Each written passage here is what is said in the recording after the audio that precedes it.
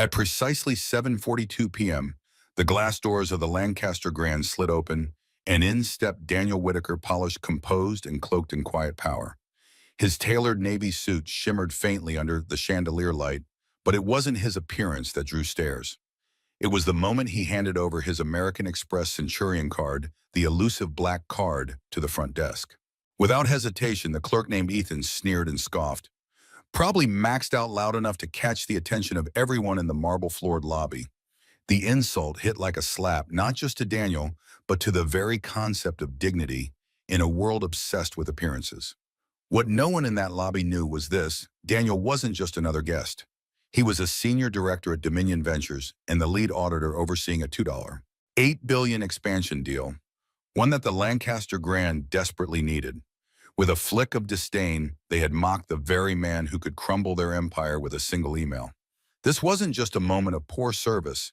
It was the beginning of the hotel's reckoning. Before we dive into this story of arrogance and collapse, comment where you're watching from, and don't forget to subscribe so you won't miss what happens next. The echo of Ethan's words, probably maxed out, still lingered in the air as Daniel Whitaker gently slid the Centurion card back into his wallet. His face betrayed no emotion, no scowl, no outrage, just a stillness that seemed strangely out of place in the chaos of insult. Ethan puffed up with smugness, barely looked at Daniel as he tapped on his keyboard, printing out the room details without making eye contact.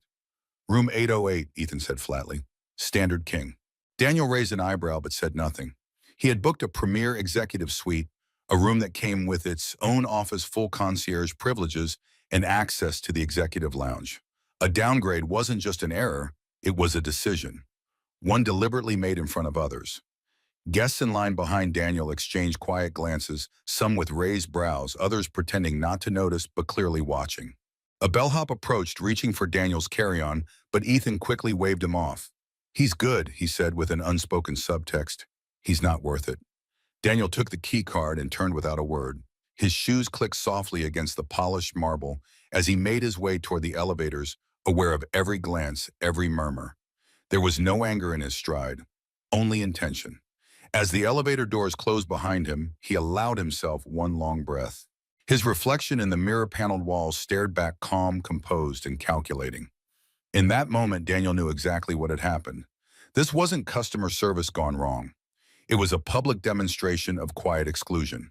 He had spent the last 2 months overseeing an internal equity and inclusion audit for Dominion Ventures. Lancaster Grand was one of their most prestigious clients. His job wasn't to fix appearances, it was to measure truth. And tonight they had handed it to him, raw and unfiltered, in full view of witnesses.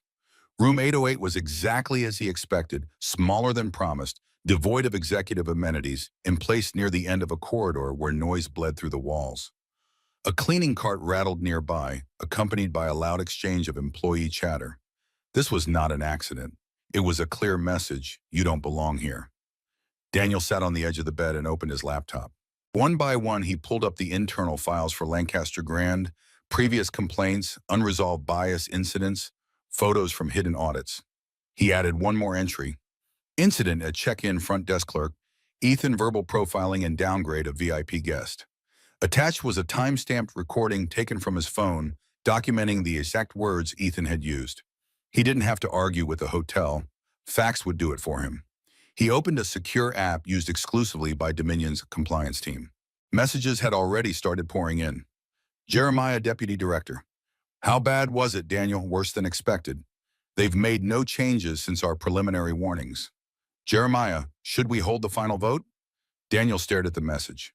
The final vote determined whether Dominion would proceed with a $2.8 billion expansion deal that included the Lancaster Grand as the flagship of a new luxury hotel network. His recommendation had been neutral up until now. Daniel put a hold on it. "I'll submit findings by noon."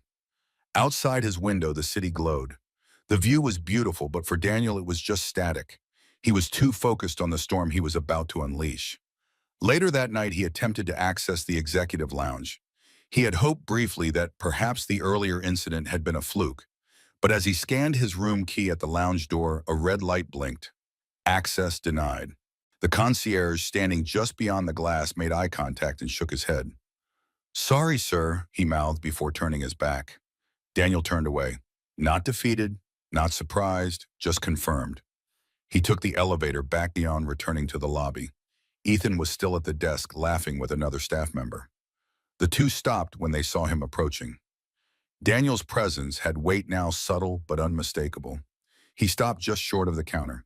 "Excuse me, Ethan," Daniel said, his voice quiet but piercing. Ethan straightened, unsure.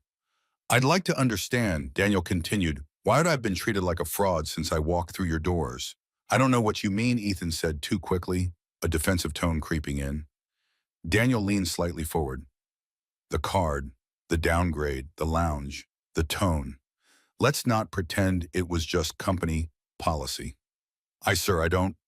Daniel cut him off. "Let's skip the excuses. Because what I'm about to do doesn't require your response." He placed a business card on the counter. Black and embossed with silver lettering, Daniel Whitaker, Senior's Director, Equity Compliance, Dominion Ventures. Ethan's eyes scanned it, and a flicker of dread passed through his face. Daniel didn't wait for it to settle. He turned and walked away, leaving behind the silence of consequence. In that moment, a quiet humiliation turned into the first move of a larger plan. The kind of plan that didn't knock on doors, it dismantled them. The weight of the business card Ethan now held in his trembling hand extended far beyond its sleek design. It was more than just a title, it was a warning. And that warning had just been delivered with the same calm composure of a man who knew precisely where every string was tied and who had the power to cut them all at once. Back upstairs in room 808, Daniel sat at the desk, the light from his laptop casting a cool glow across his face. On the screen, a secure document slowly populated line by line. Every detail of his experience had already been logged, categorized, time-stamped. But what came next wasn't about recounting the incident. It was about unraveling the machine behind it. Dominion Ventures didn't just audit companies. They audited systems, hiring protocols, DEI implementation, cultural retention, behavioral algorithms in service management. Daniel wasn't just a senior director in compliance. He was the architect of Dominion's bias exposure framework, a high-level protocol used to identify, test, and break down institutional discrimination in corporate structures. He didn't make noise. He made impact. He had been placed at Lancaster Grand under the pretense of conducting a market evaluation for the chain's new flagship. But the truth buried in encrypted dispatches between Dominion executives was far more layered. Reports of customer discrimination had surfaced months earlier, unverified at the time, but consistent. That's when Daniel was sent in quietly, posing not as an inspector, but as an everyday client. And now the chain had failed the test in the most public way imaginable. He logged into Dominion's internal platform and opened the command interface for Phase 2 structural integrity testing. It was a proprietary step reserved for only the most flagrant systemic issues, when a company not only engaged in exclusionary practices, but doubled down when given the chance to correct them. Daniel clicked through archived footage, access logs, and interdepartmental memos from Lancaster Grand, each one recorded via internal contacts who had quietly partnered with Dominion in exchange for future opportunities or whistleblower protection. One such contact, Ava, a night manager who had witnessed years of quiet discrimination, had already flagged Ethan in a report 2 weeks prior. Ava flagged memo: Ethan frequently makes assumptions based on guest appearance. Dismissive toward non-white clientele, often downgrades or forgets VIP perks. Management looks the other way. That memo, suppressed by the hotel's HR lead, now resurfaced in Daniel's evidence folder. At 11:13 p.m., he initiated the first formal bias escalation trigger. The email it generated was crisp and factual, directed to Dominion's Mergers and Acquisitions Oversight Team. Subject: escalation protocol. Triggered. Lancaster Grand per Phase 1 findings and direct personal testing. I recommend immediate freeze of pending expansion merger. Bias exposure framework test return negative. Evidence package forthcoming. Daniel Whitaker. The implications were massive. That email alone placed the entire $2.8 billion deal into limbo. Dominion's board would wake up the next morning to a full recommendation backed not just by ethics, but financial risk exposure and public relations forecasts. Daniel closed the tab and leaned back. Downstairs, Ethan stood motionless, still clutching the card, sweat beading under his collar. His colleague Marcy peeked over his shoulder. "Did he just say Dominion Ventures?" she whispered, eyes wide. Ethan didn't respond. Ethan, she said again, this time more urgently. That's the firm the board's been hyping.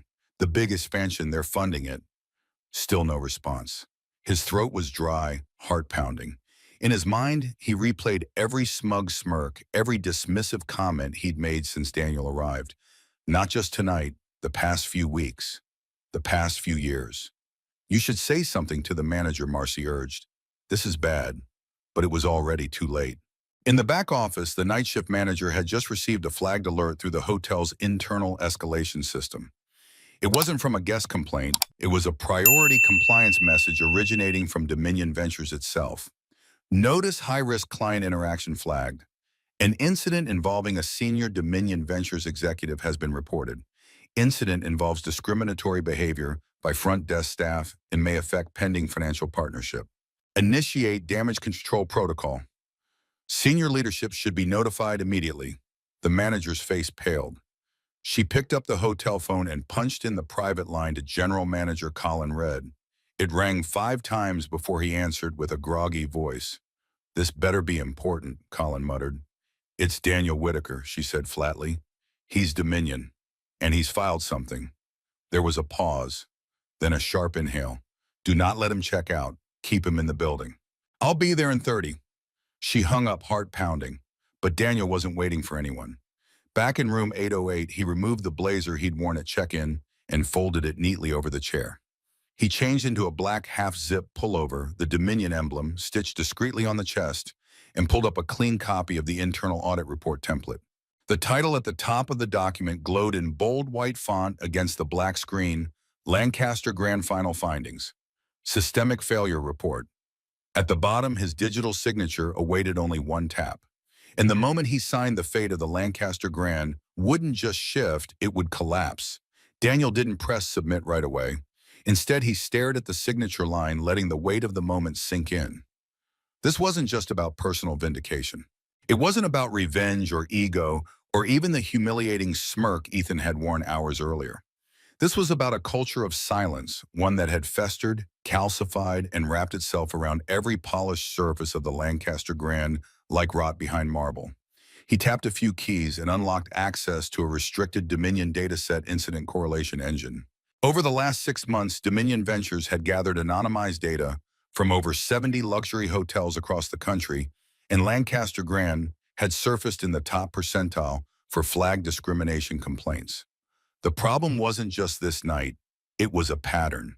The system categorized incidents by timestamp, staff ID location, guest demographics, and complaint outcomes. Daniel cross-referenced Ethan's employee ID EW2873 against this larger pattern.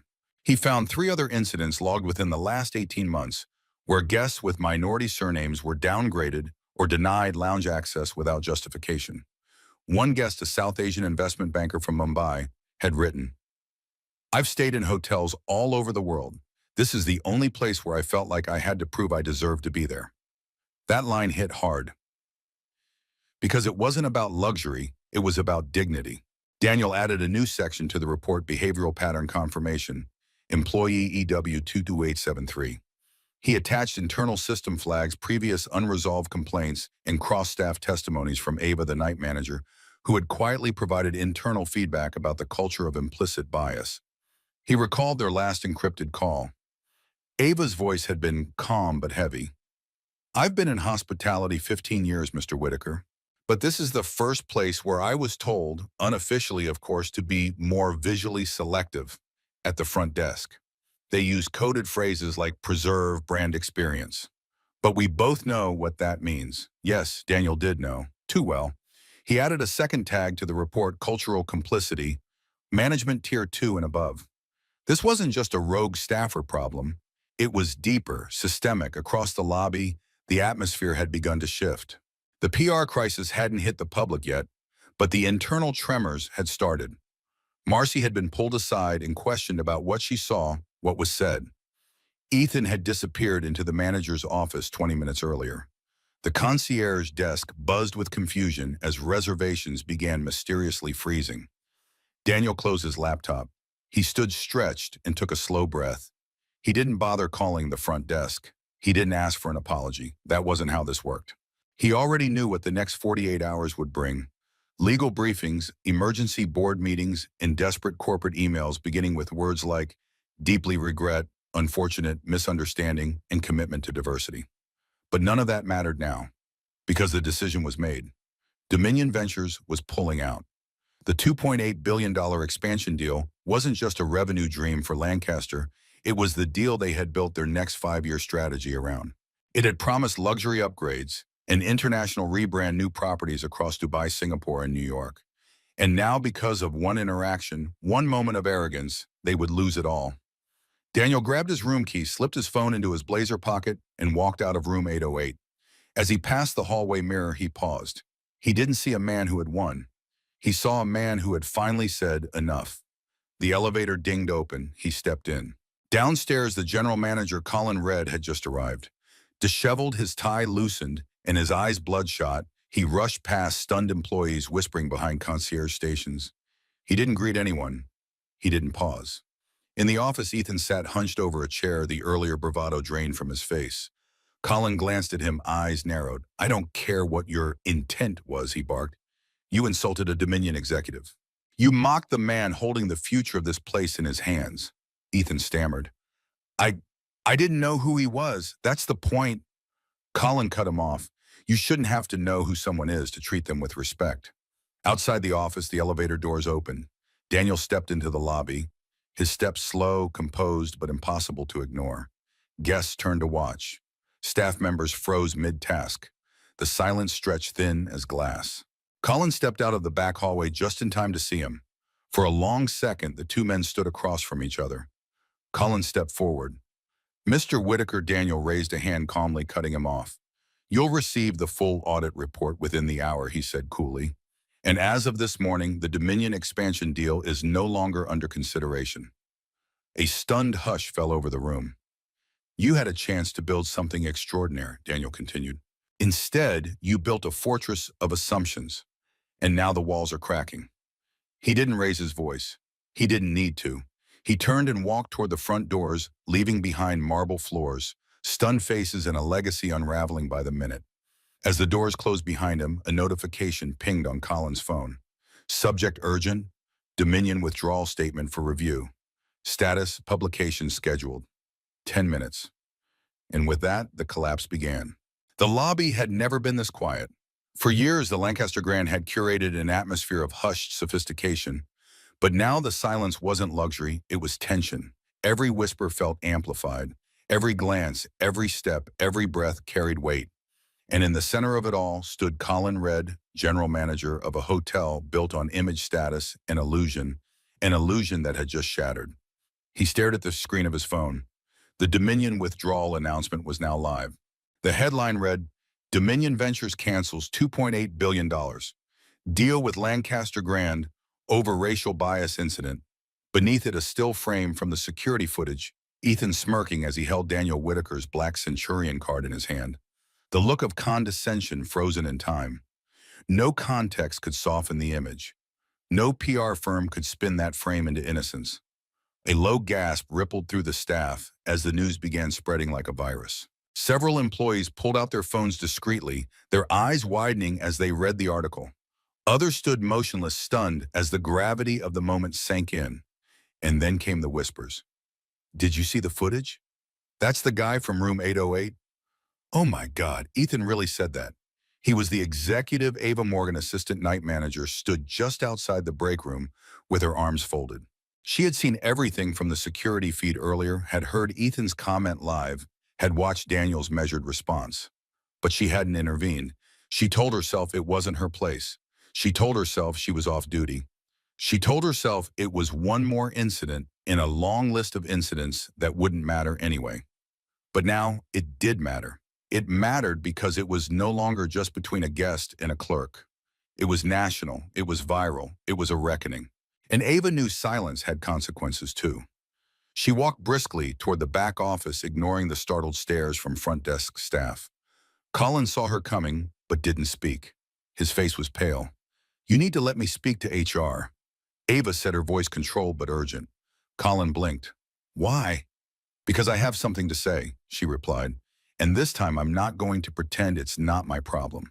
Inside the HR suite, the hotel's internal counsel was already convening with compliance officers. The room was crowded with tension, flickering monitors, folders spread across desks, frantic phone calls being placed and received. Ava stood in the doorway. "You need a witness statement." "You have one now." The room quieted. Someone motioned for her to sit. "I've worked here 5 years," she began. "And this isn't new. The profiling, the microaggressions, the unspoken rules about who gets full access and who gets managed quietly. It's all part of the culture. Why didn't you report it earlier?" a compliance officer asked, voice neutral. Ava's laugh was soft and hollow. "Because I've seen what happens to people who try.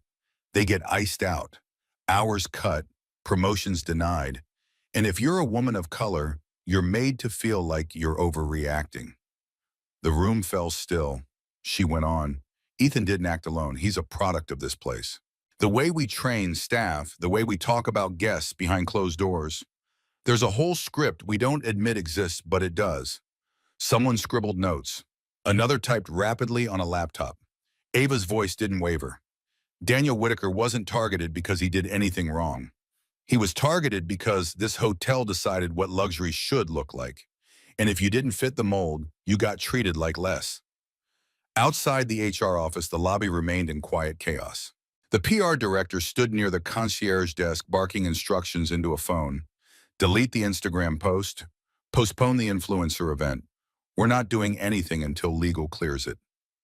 One of the interns, a young man named Miguel, scrolled through Twitter with growing horror. He just started 2 weeks ago, his dream job in hospitality. He loved architecture, loved the scent of the cedarwood candles in the lobby, loved telling guests where to find the best jazz bar downtown. Now he wondered if he'd made a mistake. He looked up and locked eyes with a guest, a middle-aged black couple, suitcase in hand, standing by the bellhop station. They looked uncertain, even a little uncomfortable. Miguel stepped forward. "Welcome to Lancaster Grand," he said, voice soft. "Can I help you with anything?" The woman hesitated. "We just saw the news. We're not sure we want to stay anymore." Miguel didn't offer a rehearsed smile. He didn't deflect. He said the only thing that felt real. "I understand," he said, "and I'm sorry. If you decide to leave, I'll help you find another place. If you stay, I'll do everything I can to make sure you feel safe." They didn't smile, but they nodded, because for the first time that day, someone wasn't pretending. It was business as usual. Upstairs in a suite now vacated, Daniel's luggage had already been picked up by a driver. But his presence lingered like a fault line splitting the marble foundation beneath the Lancaster Grand. And deep in the HR office, Ava finished her statement. When asked if she feared retaliation, she paused before answering. "I used to," she said, "but not anymore. Because once the silence breaks, others find their voice too." Daniel Whitaker didn't need the headlines to tell him he had made an impact. He could feel it in the silence of the boardroom.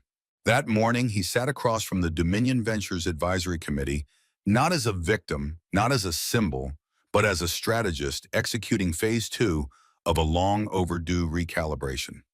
The incident at the Lancaster Grand had simply revealed what Daniel already suspected, that the rot was systemic and deeply embedded in the culture of prestige.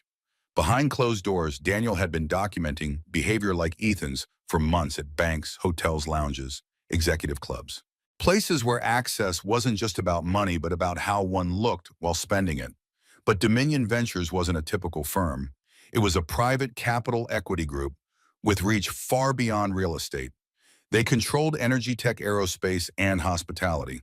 And now Daniel's latest report had become the most read file in the company's global portal.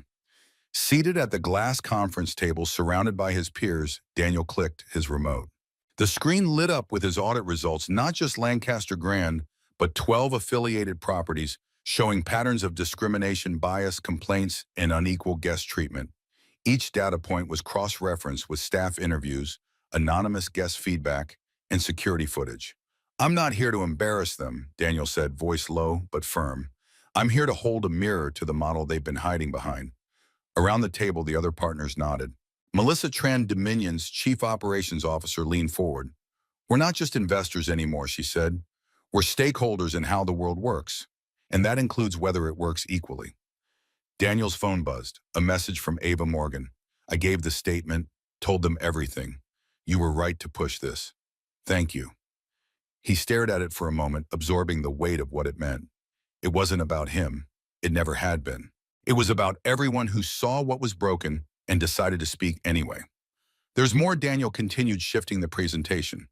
The next slide showed internal emails from Lancaster Grand managers, jokes about guests dressed too casually for the lobby, profiling based on surnames, coded instructions on who to reconfirm bookings from. Each email was real. Each one had been recovered by Dominion's digital compliance arm. No one at the table asked for confirmation. They didn't need it.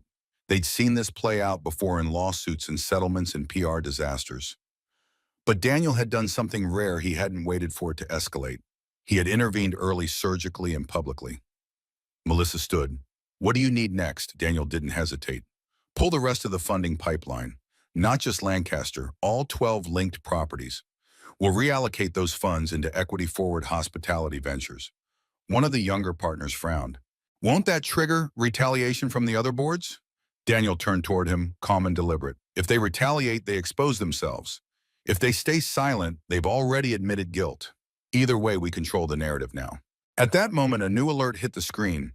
Real-time headlines from hospitality trade networks. Dominion pulls funding from Lancaster Grand over discrimination scandal. Anonymous sources confirm major equity compliance restructuring at top hotel chains. A quiet war over bias in luxury hospitality has begun, and Dominion is leading it. Daniel turned to Melissa. Schedule the press briefing. I'll handle it myself. The others nodded. There were no objections. Later that afternoon, as Daniel stepped outside Dominion's headquarters in Midtown Manhattan, a different kind of tension filled the air. Not fear, not resentment, anticipation. Because people had started watching. Not just the public, but competitors, regulators, CEOs who once ignored memos marked equity compliance. His story had gone beyond viral. It had become a case study. Business schools were already dissecting it. Hospitality chains had issued internal reviews. Even private flight networks and luxury retailers had started revising access protocols and bias training. All because of one moment at a hotel counter. As Daniel stepped into his waiting car, his assistant handed him a folder. Inside was a letter from a woman named Clarice Hensley, former head of housekeeping at Lancaster Grand. I wanted to thank you. For years we were told not to speak up, that it would cost us our jobs. But you spoke with actions, not words. And now maybe we get to work in a place that respects us too. Daniel closed the folder, quietly moved. Because hidden power doesn't just mean status or wealth. It means knowing how to turn silence into evidence, disrespect into leverage, injustice into momentum. And Daniel Whitaker, quiet, measured, deliberate, was no longer hiding his power. He was using it not to retaliate, but to realign the system from within. The next boardroom he entered wouldn't see a man simply holding a report. They would see a man carrying a movement. Inside the headquarters of Ellison Holdings, a rival firm with partial ownership in the Lancaster Grand's parent company, a storm was gathering. Emails flew like shrapnel across internal servers. Conference calls stacked on top of emergency meetings. And in the middle of it all stood Miles Eckhart, head of risk management, who had just read Daniel Whitaker's 147-page compliance report from Dominion Ventures. Every page was annotated, every figure cross-verified, every sentence impossible to dispute. What the hell were we funding? He whispered, his fingers gripping the edge of the mahogany desk. The systemic rot wasn't just isolated to one front desk clerk named Ethan or one luxury hotel in downtown Manhattan. Daniel's investigation had exposed a pattern one Ellison Holdings had silently bankrolled for years. From recruitment policies to guest handling procedures, from how complaints were filtered to how preferred guest algorithms quietly deprioritized certain demographics, it was all there. Worse, Dominion Ventures had documented it all with clinical precision. In page after page, Daniel had mapped how Lancaster Grand and its sister properties created barriers, some overt, others subtle, to keep their clientele homogenous. Wealth wasn't the gatekeeper. Perception was, and perception, when filtered through bias, became discrimination. Miles turned to the whiteboard filled with red marker diagrams. Dominion's press release had hit the wires just 30 minutes ago, and already the company's name was trending on every business platform. Dominion CEO shakes industry with audit bombshell. Is this the end of legacy? Hospitality equity is now an investment metric thanks to Whitaker. As Miles read the headlines, one thing became terrifyingly clear. Daniel wasn't trying to embarrass Lancaster. He was orchestrating a new market paradigm, one that judged brands not just by returns, but by ethics. And Ellison, they were on the wrong side of it. A knock at the door interrupted his thoughts. "Come in," Miles said without turning. A junior associate entered, tablet in hand, face pale. "Sir, we just got word. 3 institutional investors are threatening to divest unless we distance ourselves from the Lancaster Grand portfolio." Miles didn't blink. "How much?" "Combined roughly $720 million. He exhaled. "Tell legal to begin exit negotiations." "Quietly. But we own nearly 12% of their real estate infrastructure. Then sell it in pieces." Miles turned back toward the window overlooking Midtown. The city below bustled like nothing had changed. But everything had. "Sir, there's something else," the associate said, hesitating. "We've received a formal inquiry from the SEC. That caught his attention. Miles spun around. "On what grounds?" "They're citing potential misrepresentation of compliance standards to investors and failure to act on known discriminatory practices." The rod had officially turned radioactive. Across the street in Dominion Ventures' PR suite, Daniel stood in front of a camera crew. The room was small, glass-walled, and pulsing with the nervous energy of a company about to rewrite its industry. He adjusted his jacket, no-tie crisp shirt. Clean, calm. Behind him, a simple banner read, "Dominion Ventures Equity Report, 2020, the Accountability Mandate." A tech assistant clipped a mic to his lapel. Another gave him a countdown with raised fingers. 5, 4, 3. And then with no teleprompter and no script, Daniel began. "For decades," he said, "voice-even hospitality has sold us the illusion of inclusion while quietly enforcing the boundaries of exclusion." He paused. Not for drama, but for effect. "We were told that luxury was about refinement. But what they didn't tell us was that refinement was code for conformity. That some were welcome and others were tolerated until they weren't." The video streamed live across LinkedIn, Bloomberg, and Dominion's official site. Daniel continued, "Equity is no longer a social issue. It's an investment issue. Because discrimination is expensive. It costs brands loyalty. It costs them talent. And now it costs them partnerships." Behind the camera, Melissa nodded subtly. Every sentence was hitting like a data-backed uppercut. "At Dominion, we are reallocating $2.8 billion previously committed to expansion projects under review. That money will now fund hospitality ventures committed to transparency, access, and equitable guest experiences." Daniel glanced at the lens. "That includes mandatory bias audits, public accountability frameworks, and a realignment of executive bonuses to include non-discrimination metrics." The comments section exploded. Some called him bold. Others called him dangerous. A few called him revolutionary. But no one looked away. Because this wasn't about a hotel anymore. It was about a reckoning. Back at the Lancaster Grand, the mood had soured from panic to disbelief. Guests were canceling. Influencers were withdrawing endorsements. And a quiet exodus of staff had begun. Not just the ones who were complicit, but those who were exhausted. Tired of being told to smile while swallowing injustice. An emergency staff meeting was called in the Crystal Room, the same space where just a month ago executives toasted to record-breaking bookings. Now the chandeliers flickered above rows of folding chairs. A young black woman named Latasha, head of guest services, stood up. "I've worked here 7 years, and I've watched this place push away talent like me while promoting mediocrity that looked the part." She wasn't shouting. She didn't need to. But Daniel Whitaker walked in with more than a black card. He walked in with the receipts. And now the world knows. She sat down to silence. No one applauded. No one argued. They just knew she was right. Because when systemic rot gets exposed, it doesn't matter how many awards are on the wall. It matters how deep the cracks go. And now those cracks were splitting open. $1 billion empire at a time. It started with a whisper in the back corridors of the Lancaster Grand, the kind of hushed hallway conversation that blooms when power begins to crumble. Housekeepers paused their carts near service elevators. Bellhops exchanged glances at the valet station. Baristas in the executive lounge, usually robotic in their professionalism, lingered just long enough to murmur, "Did you hear what he did? They say he owns the company now." "Nah, he pulled a $2.8 billion deal." Just like that, the myths grew faster than the facts. But the impact was the same. Across the hospitality industry, something unprecedented was happening. Employees long silenced by policies, NDAs, and fear of retaliation began speaking up, not just online, not just on anonymous forums, but in daylight, in staff break rooms, in boardrooms, in resignations. At the corporate headquarters of the parent company that owned the Lancaster Grand and a dozen other luxury hotels, an internal email chain labeled Operation Retention leaked to the press. It revealed what Daniel Whitaker had already hinted at in his audit. This wasn't just about a single hotel, it was a pattern.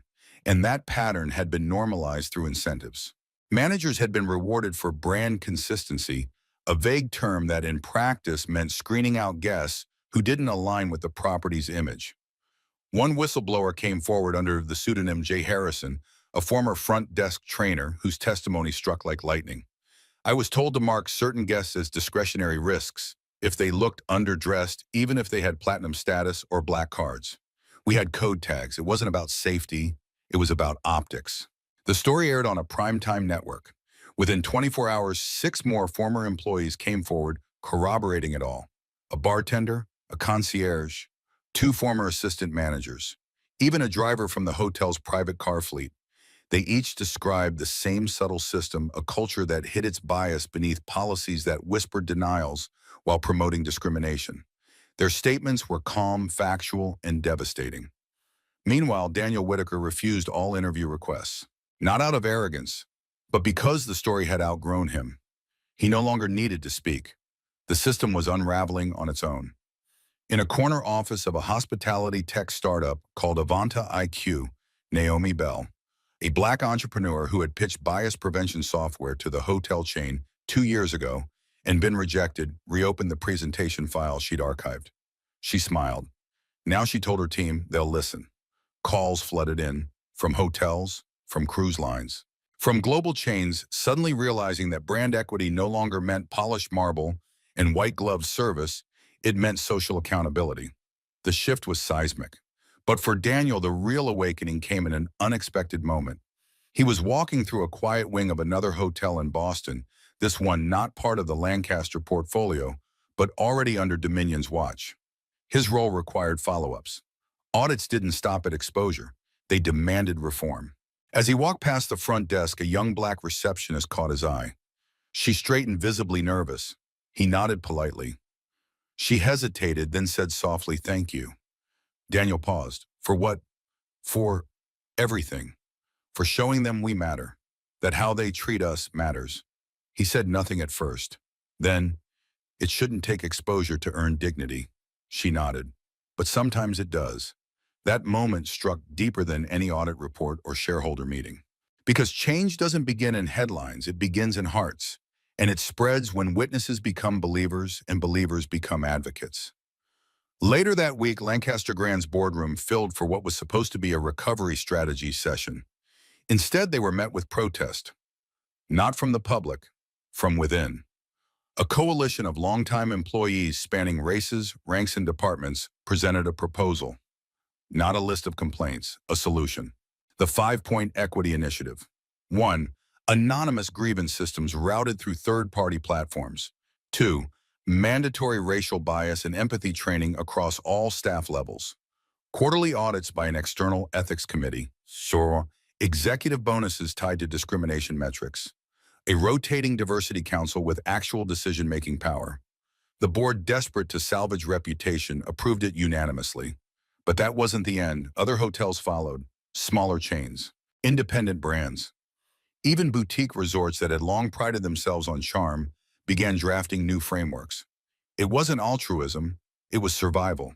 Because the guests were watching now. The staff were awake now. And silence was no longer safety. In a podcast interview that quietly went viral, a former GM of a luxury property in Miami said it best. Daniel Whitaker didn't just cancel a deal. He reset the entire equation of power. He reminded us that money doesn't protect you from judgment, but integrity might.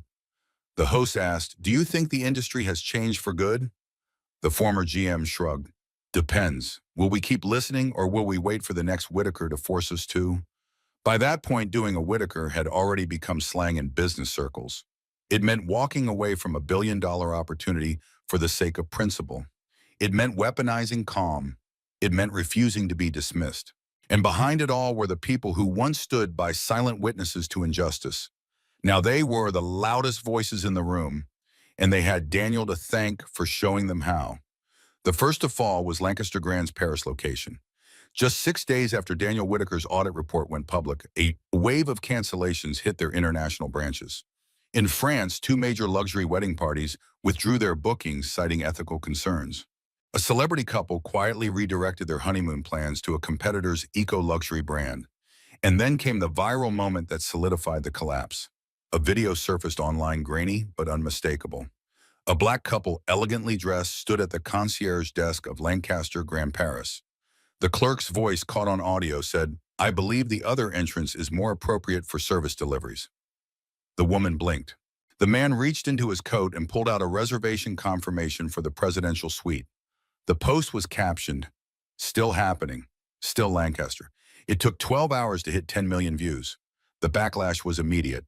By the time Lancaster's corporate team issued an apology, the damage had metastasized. Other international locations were forced into emergency response meetings. Their PR teams scrambled to sanitize years of customer feedback, suddenly unearthed and shared under the trending hashtag Grand Disrespect. Inside the headquarters of Dominion Ventures, Daniel sat in a glass conference room reviewing live data feeds, charts, cancellations, stock dips, staff attrition spikes. Across the table, his executive assistant, Mia Chen, scrolled through the incoming reports. "Spain just suspended its partnership," she said. "They're issuing an independent audit." Daniel nodded slowly, fingers steepled beneath his chin. "Singapore's Ministry of Tourism just posted a statement," Mia added. "They're calling for a regional review of all luxury hotels linked to Lancaster." He didn't respond immediately. Instead, he stood crossed to the window and looked out across the skyline, so still, yet beneath it, entire systems were convulsing. "What happens next?" Mia asked, genuinely unsure. Daniel turned. "We let the truth do its work." Elsewhere inside Lancaster's internal Slack channels, leaked via whistleblower panic, bloomed like infection. Threads titled "Crisis Containment, Legal Shield and Firewall Protocol" revealed just how deep the dysfunction ran. Executives bickered over whether to suspend Ethan, their original desk clerk, or protect him out of legal fear. Someone even floated the idea of suing Daniel Whitaker for defamation until the legal team clarified, "He has evidence. We'll lose." That same hour, Lancaster's parent company convened an emergency board meeting. The agenda: damage control. What unfolded instead was implosion. Shareholders appeared via encrypted calls. The largest investor group, Silver Ridge Capital, announced its full divestment, citing irreversible reputational erosion. Their statement, later leaked, included one searing line: "We do not invest in companies that treat appearances as currency and people as inconvenience." Another board member, visibly shaken, asked what could be salvaged. The answer came from an unlikely voice: Carla Jennings, the youngest woman ever appointed to Lancaster's board, and its sole black executive. She didn't raise her voice. She didn't plead. She simply opened a file titled "Ignored Warnings," 14 months of internal memos, and screen shared it with the board. Inside were over 30 documented complaints: racial bias, class-based microaggressions, refusal to address internal diversity recommendations, all flagged, all buried. "Mr. Whitaker wasn't the problem," Carla said. "He was the signal." Silence, then resignation. By day's end, 3 senior executives had stepped down. 2 were removed by vote. The interim CEO, a previously silent figure from the finance department, issued a statement that read less like leadership and more like surrender. "We acknowledge systemic failures. Effective immediately, Lancaster Grand will suspend expansion plans, review leadership across all locations, and submit to independent ethics oversight. We were wrong, and now we begin again if given the chance." But public forgiveness was not easily won. Several hotels faced protest lines outside their doors. Staff wore body cams for accountability. Anonymous employee portals were flooded with stories of years-long mistreatment. One former maid in Chicago posted, "They made us enter through the service corridor even when the guest was my own cousin. Said I'd break the brand illusion." "Thank you, Daniel, for breaking theirs." Her message was shared by over 400,000 people in a day.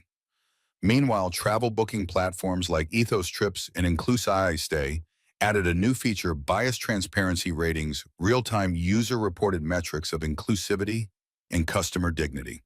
Lancaster Grand scored lowest in its tier. But amid the ashes, something else was growing.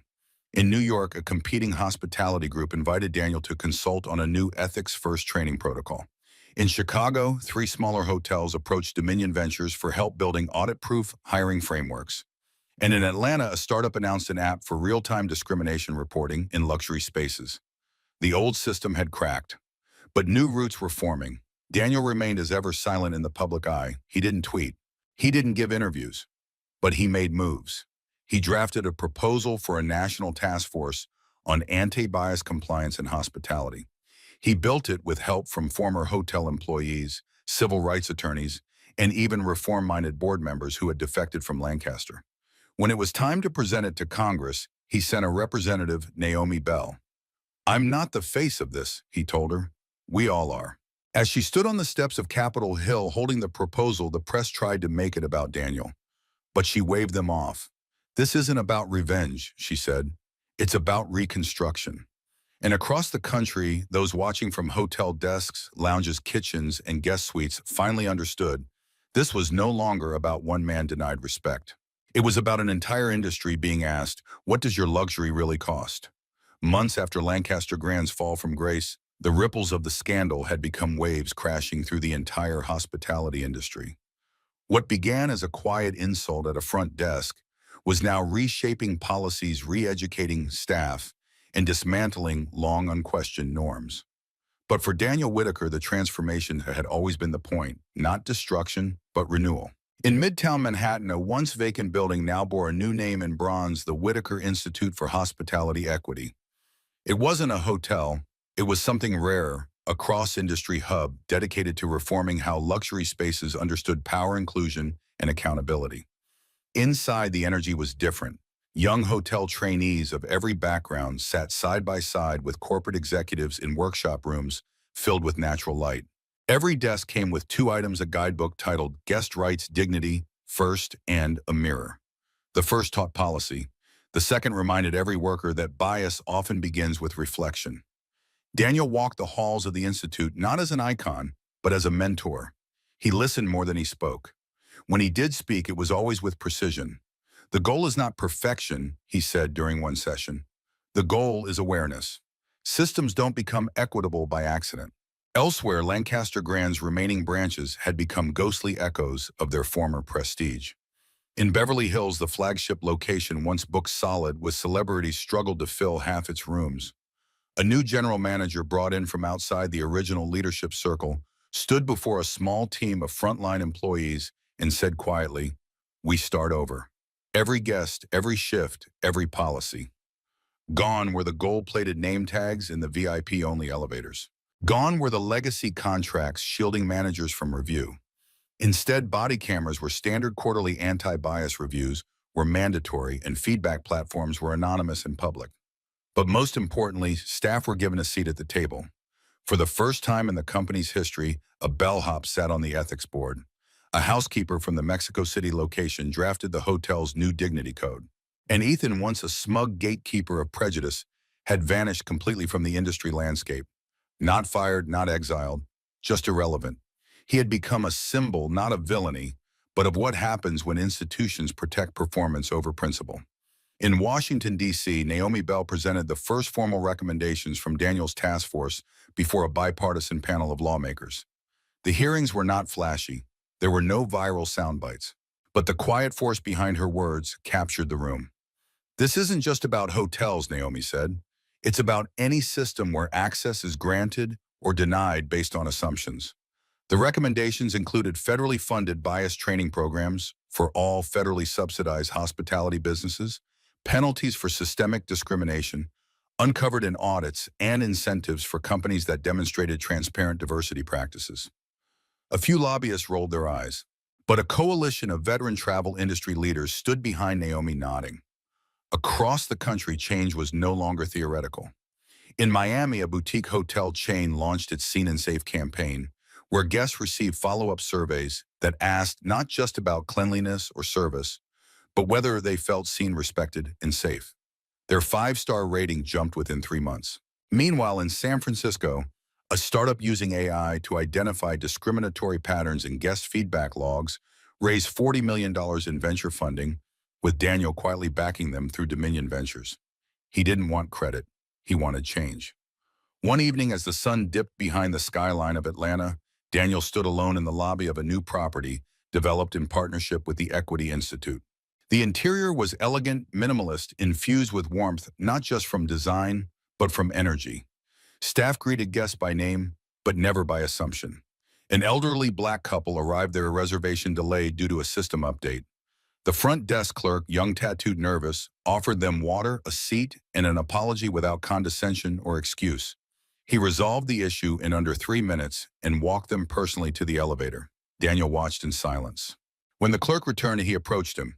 "You handled that well," Daniel said. "Just doing my job," the clerk replied with a shrug. Daniel smiled faintly. That used to mean something very different. Elsewhere, Lancaster Grand, now under a new name and new ownership, issued a statement of closure for several underperforming branches. The press called it the last retreat of an empire. Investors now reference the Whitaker incident as a turning point in ESG risk assessments for the travel sector. In industry circles, Daniel became a case study. But to him, the greatest outcome wasn't legislation or headlines. It was what happened in the quiet moments of a front desk interaction carried out with dignity, a traveler who no longer had to second-guess how they'd be treated, a room key given without judgment. In those moments, the culture had been rewritten, not with noise, but with consistency. Daniel stood by a window that overlooked a crowded avenue below. A young man walked past the glass laughing with a suitcase in tow. Behind him, a couple argued playfully over directions. An airport shuttle rolled by its side, marked with a new motto, "Luxury is how you make people feel." He didn't need applause. He needed the next generation to never have to go through what he did. And that was already happening. The world finally was learning. In the days that followed the formal acquisition pause and the media storm that fractured Lancaster Grand's reputation, Dominion Ventures quietly began what it had long prepared for: the full-scale audit of the luxury hospitality group. But this was no ordinary audit. It wasn't about spreadsheets, checkboxes, or cursory compliance metrics. Daniel Whitaker had authorized a forensic systemic evaluation, one that would peel back the layers not just of finances, but of culture. A mobile task force assembled in New York. Its members included civil rights attorneys, former hotel managers turned whistleblowers, human behavior analysts, and retired executives with nothing left to prove. At the head sat Naomi Bell, Dominion's lead ethics officer, a woman known for bringing billion-dollar companies to their knees, with nothing but a whiteboard and an airtight timeline. They called it Project Mirror. The first directive was simple: shadow every department from the ground up. No one was told when the audit began.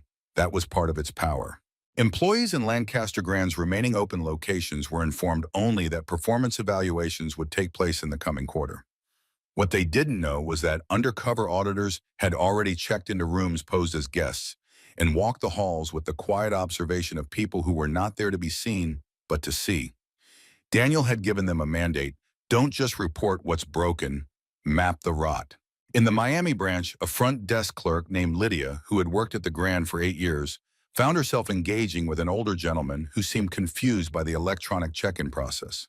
She smiled gently, took her time, explained each step, and even offered to walk him to his room when he appeared lost. What she didn't know was that the man was not just a guest.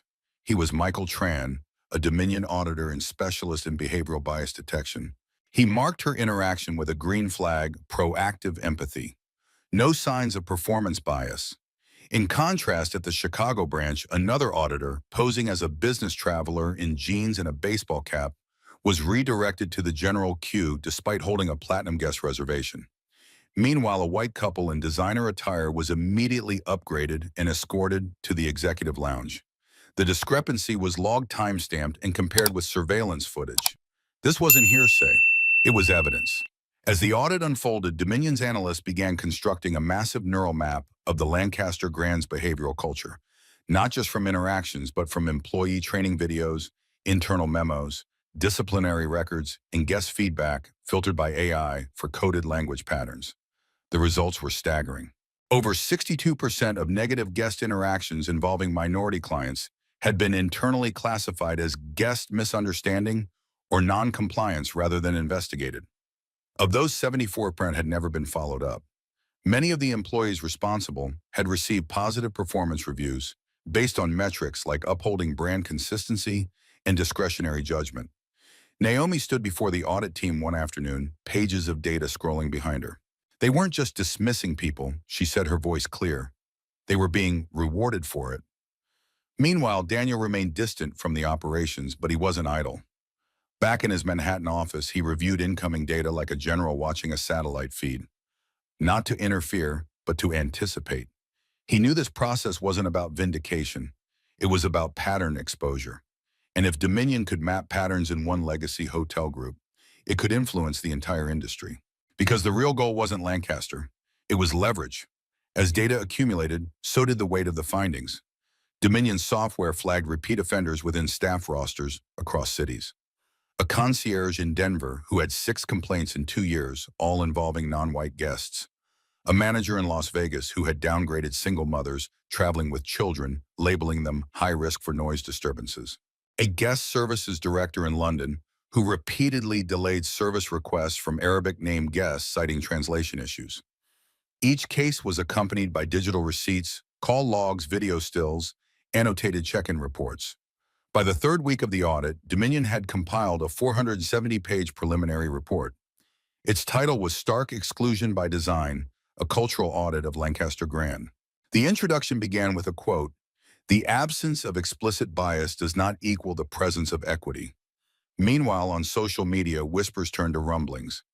Guests who had once been dismissed began speaking up, their accounts amplified by influencers, civil rights advocates, and journalists hungry for substance beyond headlines. Dominion remained silent. They didn't need to fuel the fire. The truth did that on its own. Within Lancaster's boardroom, panic had metastasized. Meetings became daily. Legal briefs thickened by the hour. The new acting CEO, a former regional vice president named Colleen Baker, tried to project calm, but her hands trembled when she wasn't looking. She had read the summary report. It didn't just point fingers. It indicted systems. Lancaster's operating procedure, once lauded as discretionary hospitality, had been reduced to what Daniel had always suspected: an architecture of exclusion. Built subtly, enforced silently, and praised publicly. On a late Friday evening, Naomi emailed Daniel the executive summary, followed by a single sentence: "It's worse than we thought." Daniel sat back in his chair, the Manhattan skyline dark behind him. Worse, yes, but not unexpected. He closed the laptop and turned toward the window, watching as city lights blinked on in organized rows. There was still more to uncover, and Dominion was just getting started. As Dominion's audit team pressed forward with surgical precision, the heart of the Lancaster Grand enterprise began to falter. Not in fire and noise, but in slow internal collapse. The luxury hospitality chain, once the darling of high-end travel magazines and corporate conferences, was being gutted from the inside by something it had never anticipated: accountability. It started subtly. Vendors began missing their calls. A long-time linen supplier in Belgium suddenly reevaluated their partnership. A concierge software provider flagged the group as high risk. In corporate terms, it was the equivalent of being ghosted. No controversy, just cold silence. Inside the company's gleaming headquarters in Midtown Manhattan, the mood had turned from tense to frantic. Legal teams requested emergency consultations with crisis firms. HR began compiling background reports on staff named in the audit. PR consultants reviewed old social media posts for anything that could be weaponized against them. But no matter how quickly they moved, they couldn't stop the bleeding. One of the most dangerous traits of the Lancaster Grand culture had been its overconfidence, believing that its brand prestige was insulation enough that its clientele would remain loyal, and that any backlash could be pacified with a carefully worded press release. That illusion shattered when the board received a confidential email marked "Urgent, Legal Exposure Risk." The attached file contained a data visualization: 5 years of guest complaints mapped against staff profiles. Names lit up in clusters. Repeat offenders were not outliers, they were central nodes in the system. Promotions had coincided with rising complaint volumes, not falling ones. What Daniel and Naomi had uncovered wasn't incidental bias. It was a reward structure rooted in exclusion. Colleen Baker, the interim CEO, stared at the screen into the boardroom with bloodless lips. She'd replaced a man who had quietly stepped down only 3 days earlier, and now the weight of the company's legacy and its unraveling rested on her. "This isn't salvageable," whispered Jerome Klein, Lancaster's general counsel, seated to her left. "Not with Dominion involved. Their audit isn't just internal, it's architectural. They've built a new legal standard before we even knew we were being measured." Colleen didn't answer. Her mind was already racing to the next dilemma: investor meetings. Two major partners had requested early redemptions of their holdings in the hotel group's development arm. If they pulled out financing for the Grand Kyoto and Paris expansions would implode. At 10:17 a.m., a second email arrived, this time from Dominion's legal team. Attached a formal notice of breach of ethics standards. The language was direct, devoid of performative politeness. Dominion Ventures has concluded its preliminary audit and found material evidence of sustained systemic discrimination in guest services, staff development, and operational procedures within Lancaster Grand Properties. This breach violates the equity clauses outlined in our pending partnership agreement. All active negotiations are hereby suspended pending full restitution and independent oversight approval. In one paragraph, the $2.8 billion deal officially died, but that wasn't the most dangerous part of the letter. It was the final line that made everyone in the room still.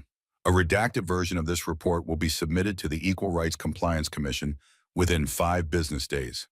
The ERCC. Daniel was leveraging federal review boards. This wasn't just about corporate restructuring anymore. It was about exposure, public, legal, regulatory. Jerome stood up without a word and left the room. By lunchtime, 6 more executives had requested personal leave, and one regional director emailed her resignation, citing unavoidable reputational risks. The structure was still standing, but the foundation was already ash. Meanwhile, Daniel remained invisible to them. He had spoken only once since the audit began, and it was in a closed-door briefing with Dominion's senior team. His words had been simple: "We're not here to shame them. We're here to reveal them to themselves and to the world." He hadn't stepped back into the Lancaster Grand building. He didn't need to. The ripples of his audit moved through their systems like a quiet flood, slipping under thresholds, seeping into closets, unlocking secrets that had long been hidden under expensive rugs and platinum guest tiers. And as the data poured in, Naomi's team was beginning to uncover something even more damning: proof that executive leadership had long known about the bias patterns. There were emails, internal memos, even training evaluations where concerns had been dismissed. A former HR director had once written, "We have to maintain our standard clientele. Let's be careful about changing the tone of the brand too much." That line was included in a training manual used in 14 locations. Dominion's legal team flagged it immediately.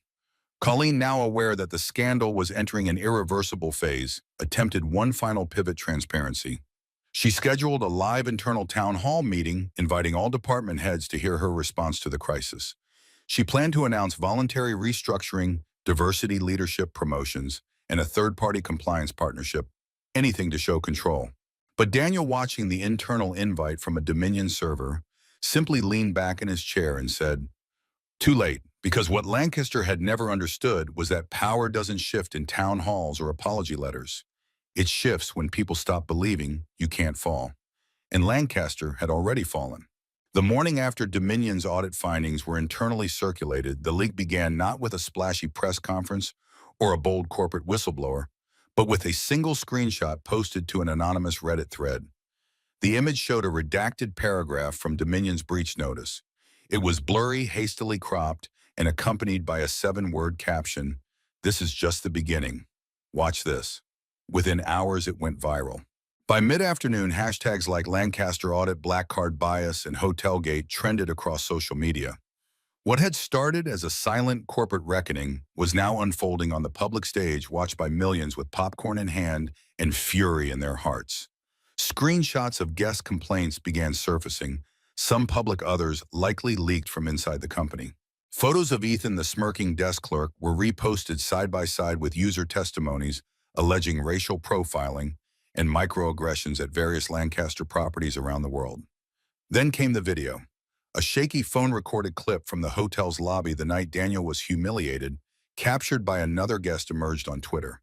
In it, Ethan's mocking tone could be heard clearly, and Daniel's silent composure framed him not just as a professional, but as a man with dignity under fire. The final moment when Daniel slid his business card across the desk and turned away hit viewers with quiet power.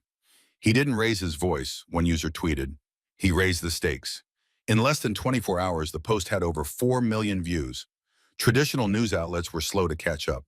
But by day, two CNN, Reuters, and The Guardian all ran variations of the same headline.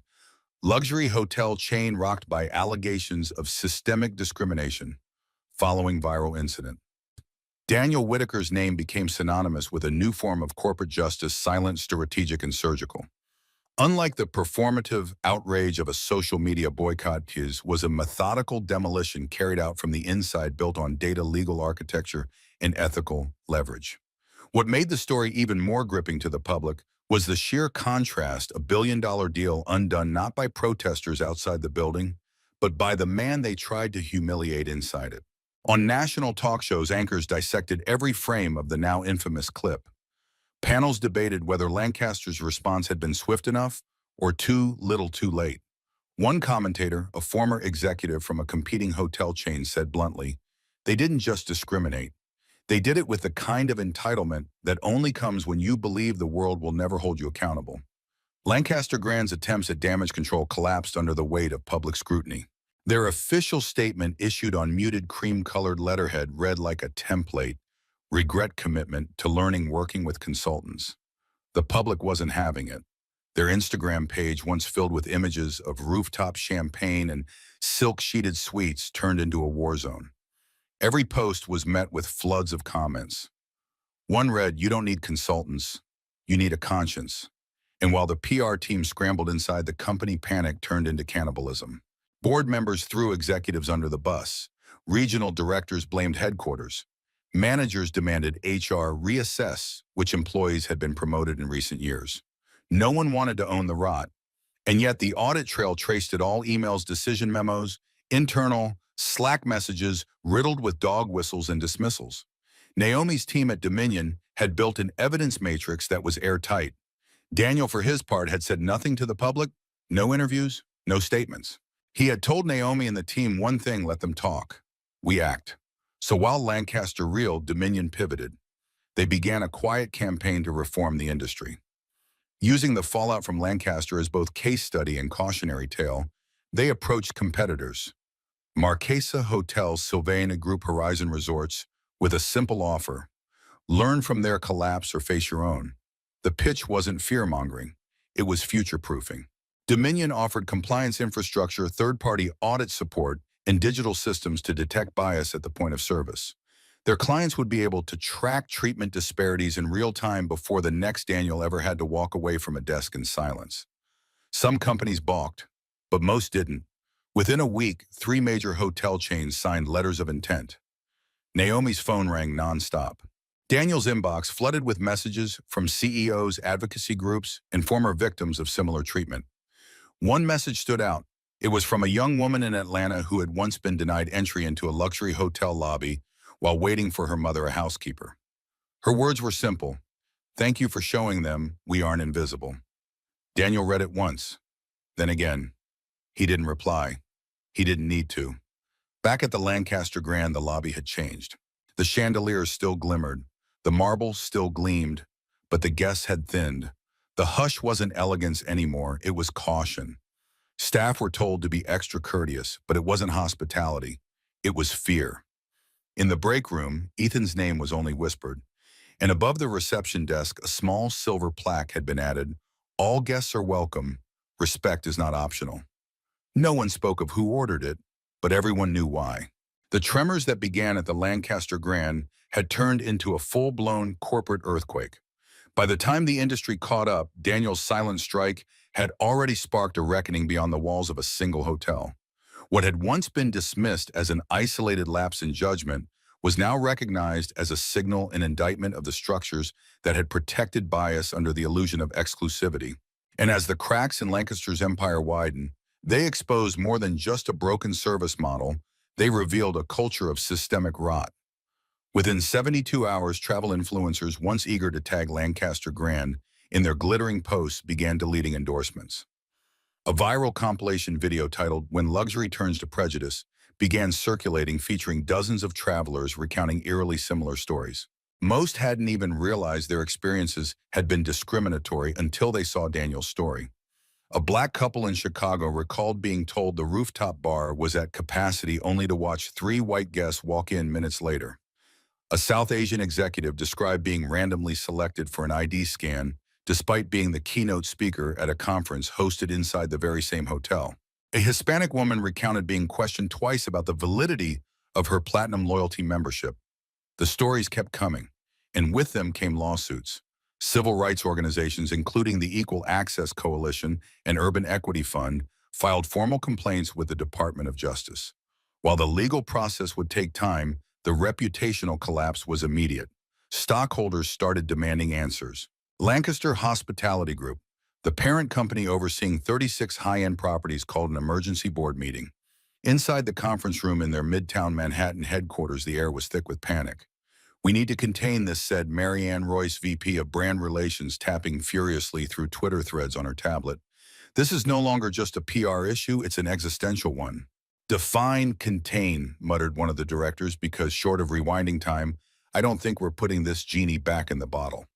The group fell into a familiar cycle of blame, one part self-preservation, one part strategic denial.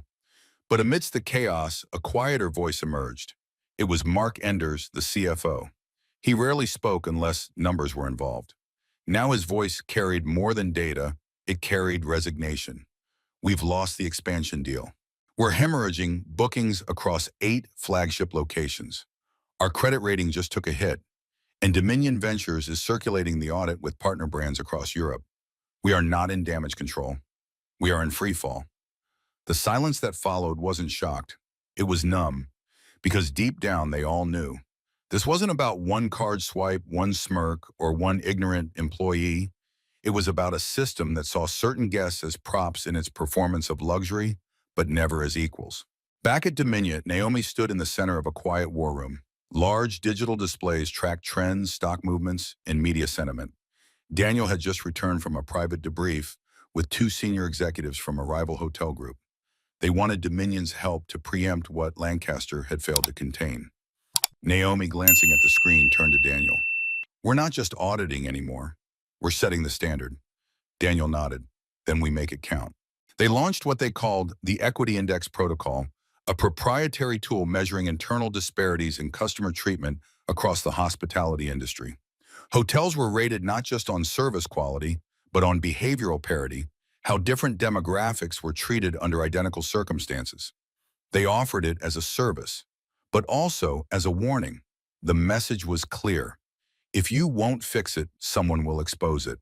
Within 2 weeks, Lancaster Grand's most iconic property in Paris saw a 40% drop in reservations. A high-profile celebrity canceled her wedding reception at the Los Angeles location. Global luxury brands began reconsidering partnerships, and then came the internal collapse. Inboxes inside the company exploded with resignation emails. The VP of Operations in Europe stepped down after leaked memos revealed he'd ignored previous complaints flagged by staff. Lancaster's head of HR was suspended pending investigation into suppression of racial grievance filings. In London, a group of former employees filed a class action lawsuit for wrongful dismissal tied to race-based profiling complaints. The iceberg Daniel had struck wasn't just big. It had always been submerged, its visible tip masking the full scale of institutional failure. One morning, Daniel received a call from a former front desk manager at Lancaster's Dubai branch. She was Indian, and she'd left after being demoted for lack of cultural fit. She had read his name in the news, followed the story obsessively, and now her voice trembled on the line. "You don't know what this means to people like us," she said. "We were always told to smile, to serve, to not make noise. But you made silence impossible."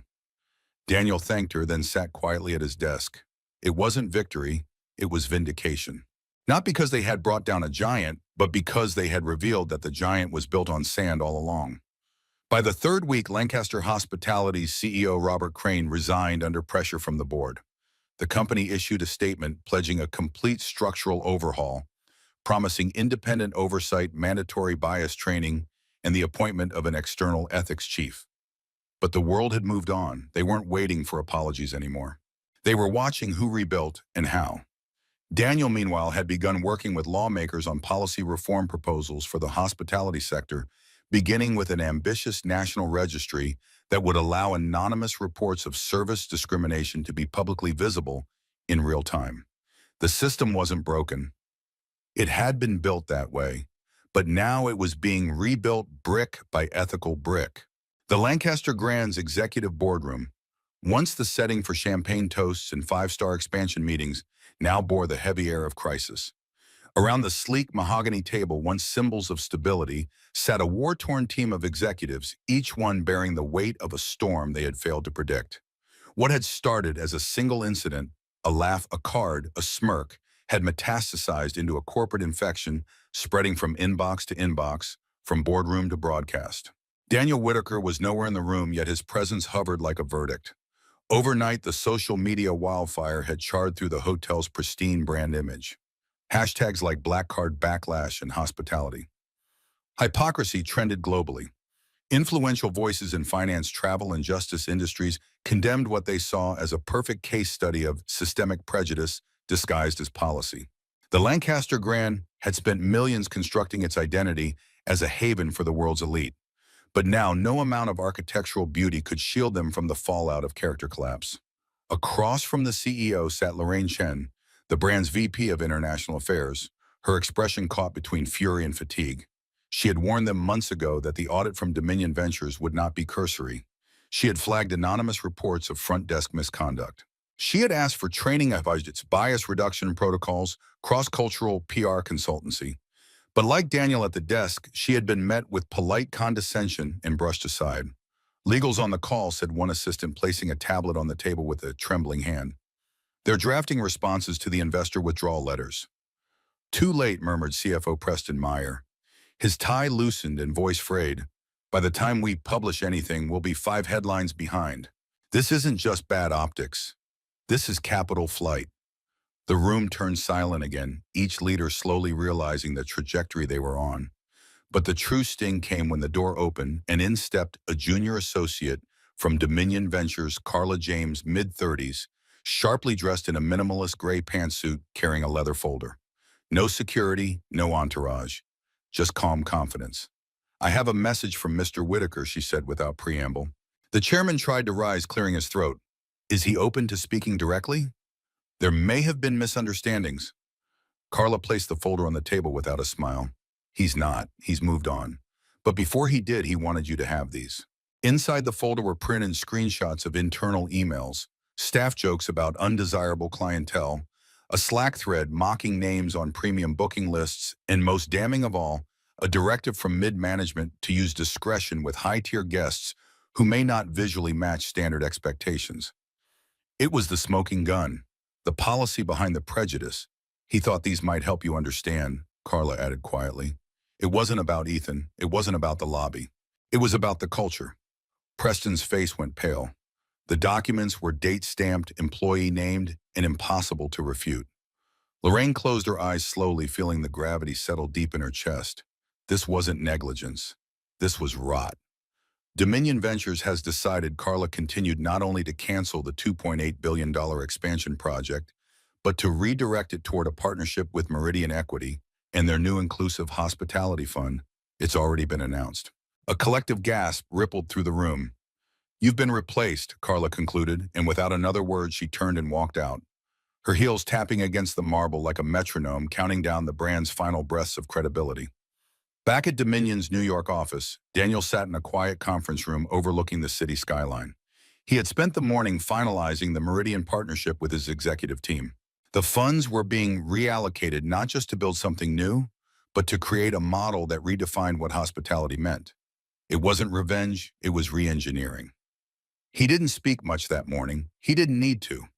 Every decision had already been seeded through weeks of foresight, data analysis, and composure under fire.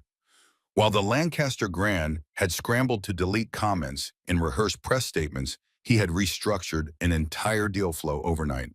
The black card they mocked had become the scalpel that severed the deal, and no one could stitch it back.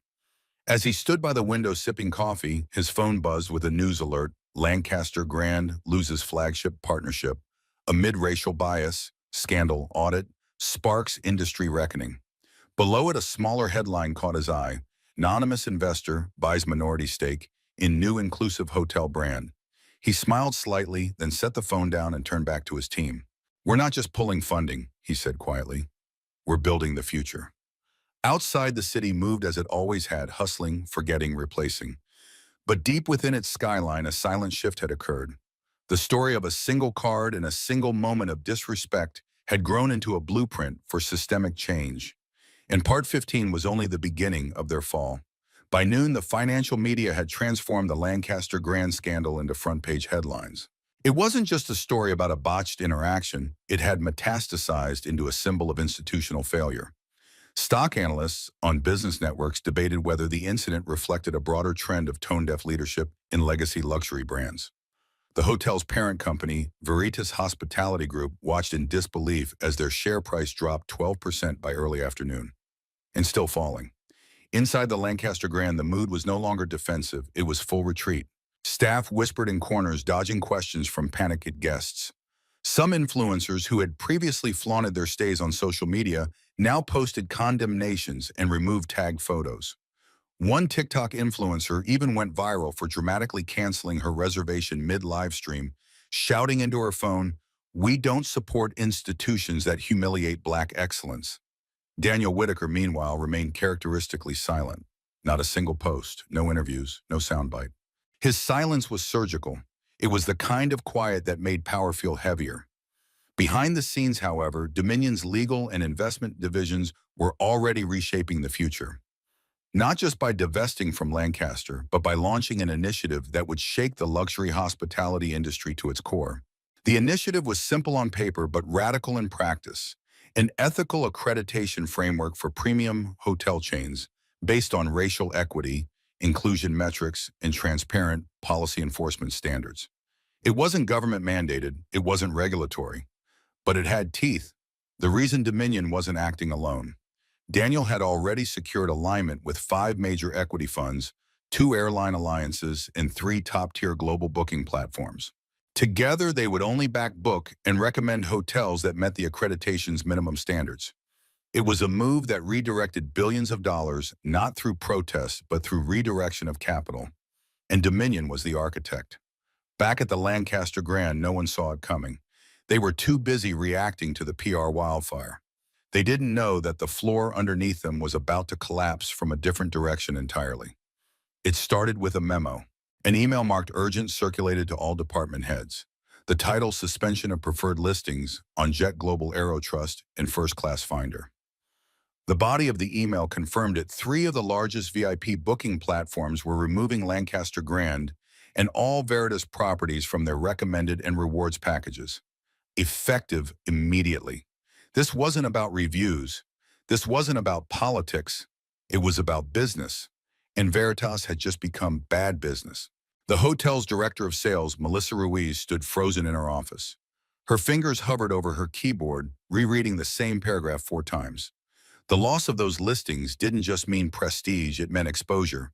Bookings, corporate packages, executive retreats. She opened a spreadsheet to quantify the damage, but her hands shook too much to type.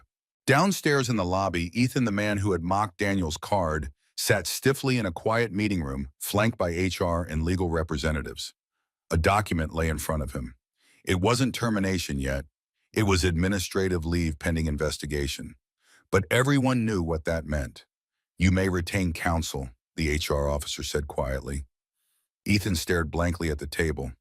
The smugness, the subtle tilt of superiority that had defined his posture just 48 hours earlier gone. What he had assumed was a harmless jab at a pretender had turned into a public indictment of the entire hotel's culture. It wasn't just the joke, it was the assumption underneath it. He finally broke his silence. "I didn't know who he was," he muttered. "That's exactly the problem," the HR rep said. "It shouldn't have mattered." Meanwhile, in a nearby luxury suite high above the city, Daniel met quietly with Ava Boone, Dominion's lead strategist on ethics-driven investments. The skyline stretched endlessly outside the windows, but inside the room, the focus was precise. Jet Global confirmed their alignment, Ava said, passing over a digital tablet. So did Black Ledger and Ascension Fund. That brings us to 10 institutional partners. Daniel nodded. In the press, Ava smiled faintly, still chasing a statement.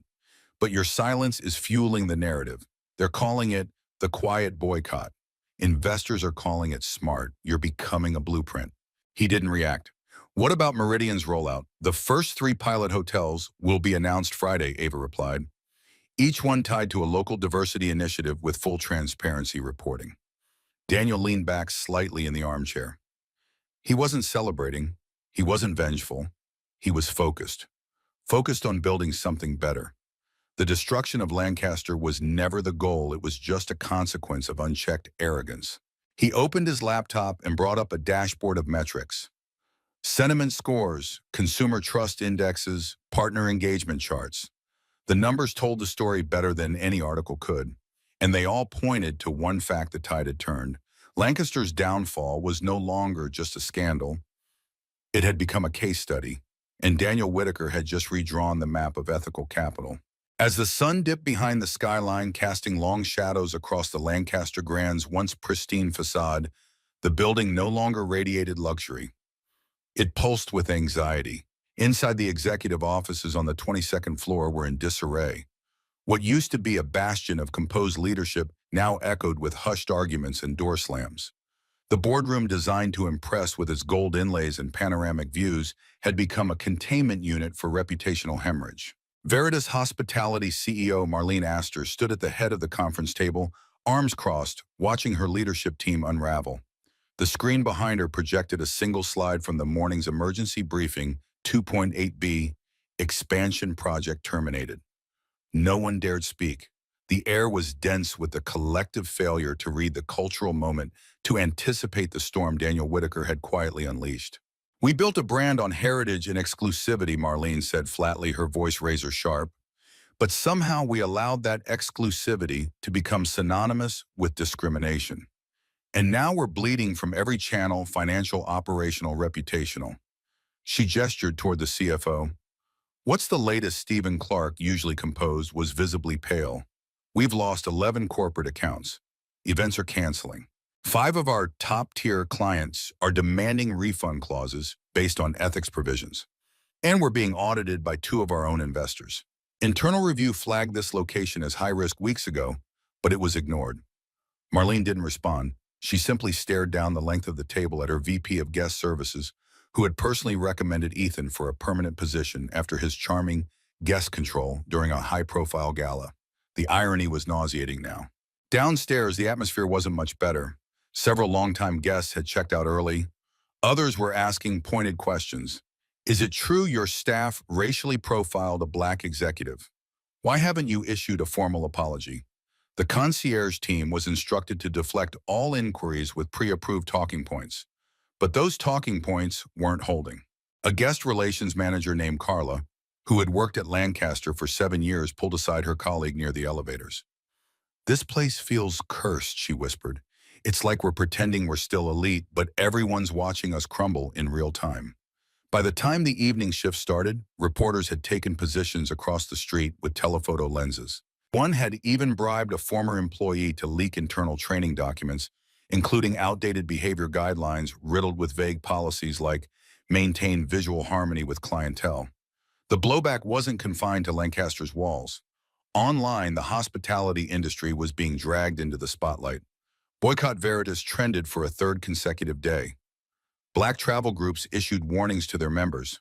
One post read, if they can humiliate a man with a black card in a $2.8b deal in his pocket, what chance do the rest of us have? At the same time, Dominion's silent campaign was activating in full force. Daniel had never planned to destroy the Lancaster Grand. But now that the rot had surfaced, he was determined to ensure no other institution could hide behind chandeliers and marble. He stood quietly at a private terminal in the city's secondary airport, watching flight boards shuffle while Ava Boone walked him through the next stage. We've onboarded the equity scoring framework to all 3 hospitality funds, Ava explained. They're already integrating the metrics into their investment screening. No hotel scoring below 85% on racial equity and bias resolution protocols will receive funding. Daniel nodded, processing the data like a general scanning a battle map. What about staffing? Ava smiled slightly. We've connected with two Black-owned HR platforms. They're deploying recruitment and training modules to pilot hotels under Meridian. Real-time incident escalation, internal equity audits, and anonymous employee feedback pipelines all embedded. The model is scalable. Daniel exhaled not with relief, but with readiness. Across the globe, emails were going out. Letters of disinterest in legacy deals, notifications of portfolio restructuring. Behind each digital transmission was a seed of new policy. Daniel wasn't trying to win the press war. He was remapping power quietly, methodically, with every new partner onboarded. But perhaps the most pivotal call of the day came not from an ally, but from an adversary. A private number. Daniel answered it with his usual calm. Mr. Whitaker, this is Anthony Devlin, General Counsel for Veritas Hospitality. There was a pause. I assume this isn't a courtesy call, Daniel said evenly. Frankly, no, Devlin replied. We're requesting a closed-door dialogue. The board is willing to discuss settlement terms related to the canceled expansion project. Daniel considered the offer, the unspoken desperation behind the words. I don't need a settlement, Mr. Devlin, he said after a moment. I need a structural overhaul. And until that begins, there's nothing to discuss. The line went quiet. Then would you at least consider a formal mediation? Daniel's tone didn't waver. You had the chance to listen. You chose to sneer. Now you can wait. He ended the call. The silence afterward wasn't empty.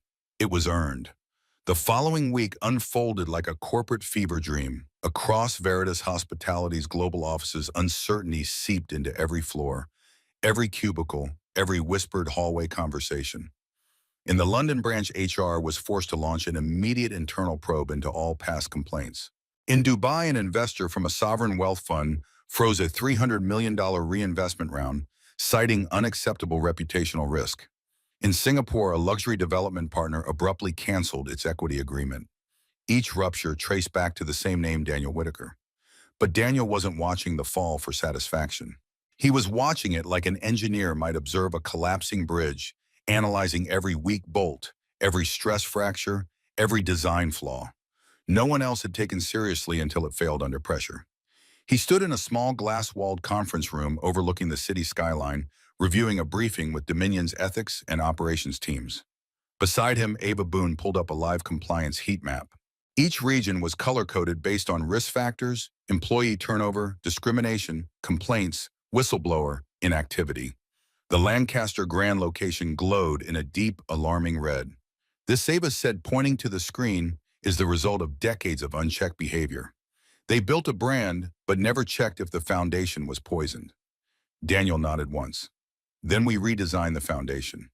They had already begun rolling out Dominion's Invisible Metrics initiative. Unlike traditional audits that focused on sales and satisfaction, this model tracked respect, how it was granted, how it was denied, and what patterns emerged in between. Staff interview data was anonymized, cross-referenced with behavioral analytics, and overlaid with incident frequency.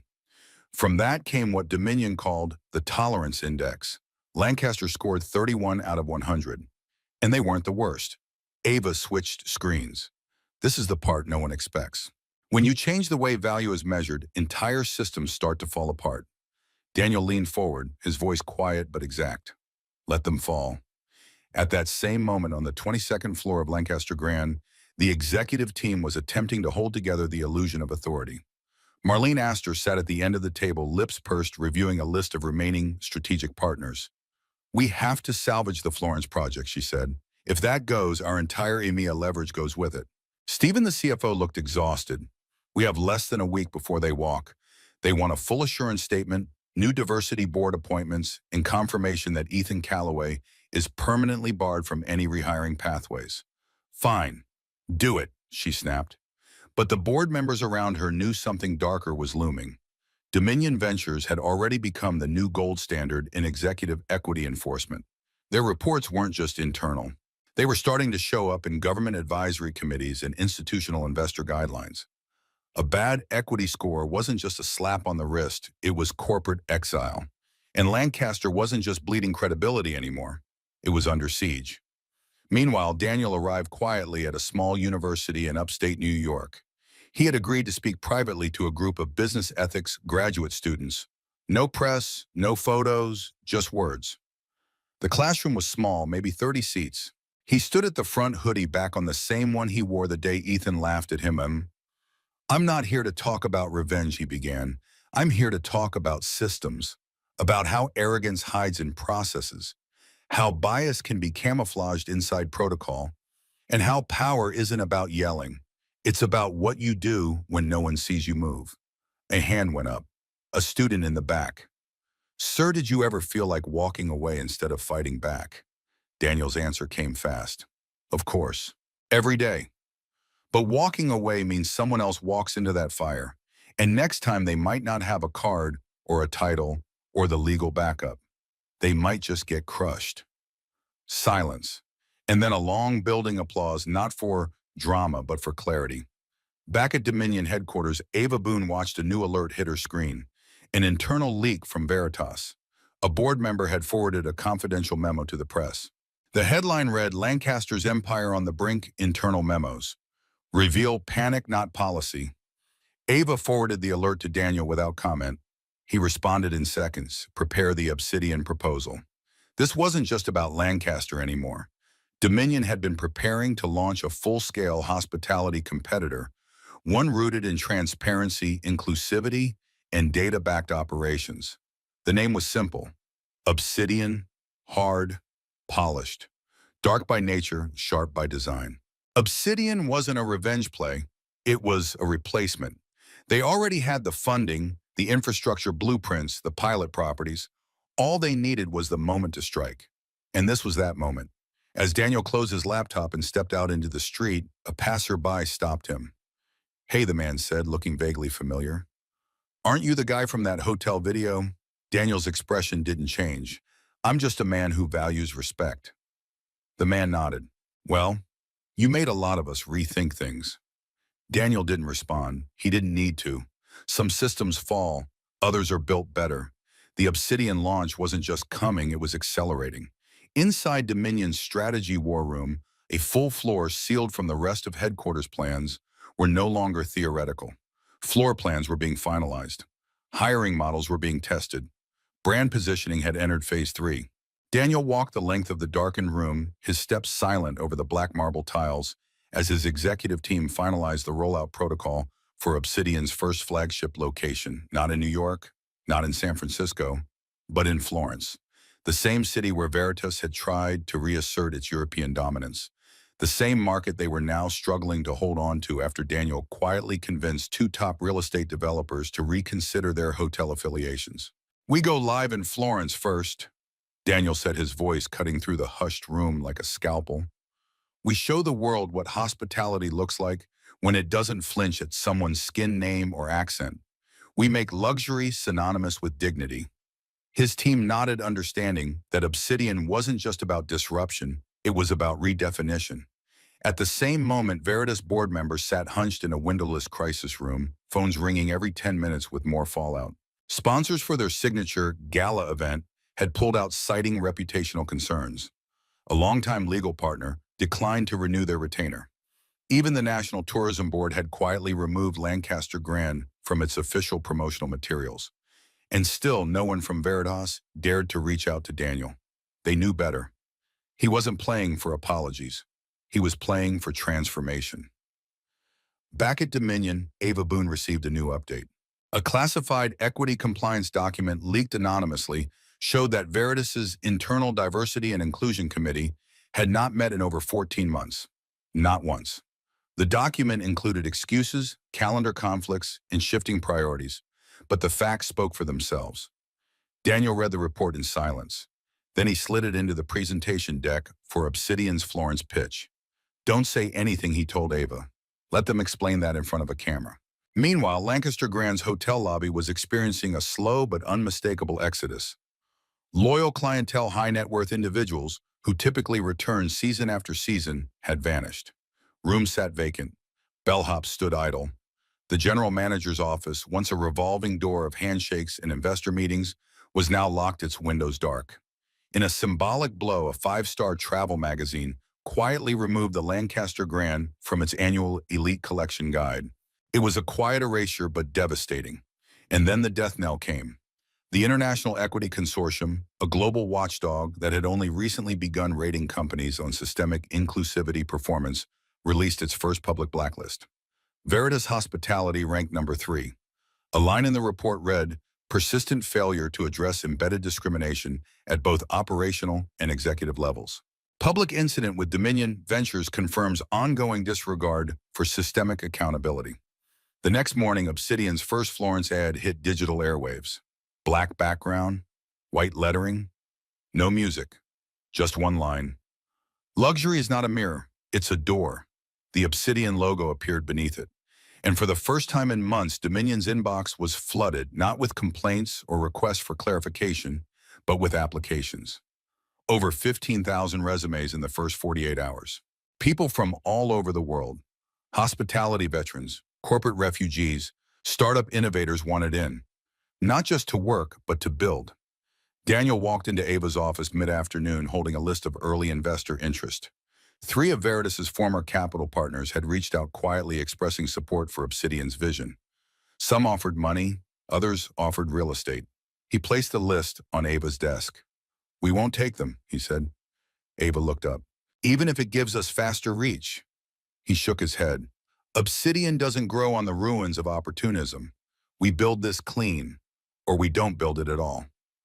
Later that evening, Daniel returned home the first quiet night in weeks. His penthouse overlooked the skyline, but the view didn't hold his focus. Instead, he watched a video on mute, one that had gone viral earlier that day. It was a clip from a hospitality podcast where a former Veritas executive, now anonymously interviewed, spoke candidly about the internal rot. "I knew Ethan," the voice said. "He was just a symptom. The disease that was our culture. We were taught that image mattered more than respect, that money could fix any PR fire. But we were wrong. We built on sand, and Daniel Whitaker showed us what happens when a storm hits." Daniel closed the video and sat in silence. It had never been about Ethan, or even about Lancaster Grand. It had always been about a belief that some people belonged and others didn't. That power could excuse prejudice. That wealth could mask rot. And now that belief was crumbling. Back at Dominion, Faya and the legal team prepared the final filings to register Obsidian Gate as an international hospitality entity. The paperwork would be done before midnight. It would become public record by morning. But to Daniel, none of it felt like an ending. It felt like the beginning. At precisely 900 a.m., as the city stirred awake beneath a pale gold sunrise, a digital headline pulsed across every major business platform. "Obsidian Gate officially launches hospitality enters a new era." The article accompanying it was brief, but every sentence was razor sharp, founded by Dominion Ventures. "Obsidian Gate promises more than luxury, it promises reform. Rooted in dignity, fueled by equity, and designed to challenge decades of quiet exclusion in the hospitality industry." Meanwhile, the Lancaster Grand sat beneath the same sky, its ornate facade now a shell of the arrogance it once radiated. The valet stand was empty. The lobby cafe had stopped restocking its pastries. And in a painful final blow, Veritas Hospitality's flagship location had been officially downgraded from 5 stars to 3 by the International Alliance of Hospitality Standards. Daniel Whitaker, however, wasn't watching from the sidelines. He stood in Obsidian's Florence flagship that same morning, surrounded by final setup crews and digital designers syncing the first AI-driven concierge system. The scent of oak and Italian leather drifted through the air. Marble counters gleamed beneath natural skylight. And unlike the hotels he had audited for years, this one wasn't curated for appearance. It was designed for experience. He walked through the grand entryway, stopping to test the biometric welcome kiosk. It greeted him by name. Not by status, not by assumption, just by data and dignity. He smiled faintly. Across the lobby, Ava was giving a media tour to 3 international journalists. One of them asked, "Do you think Obsidian can really change the industry?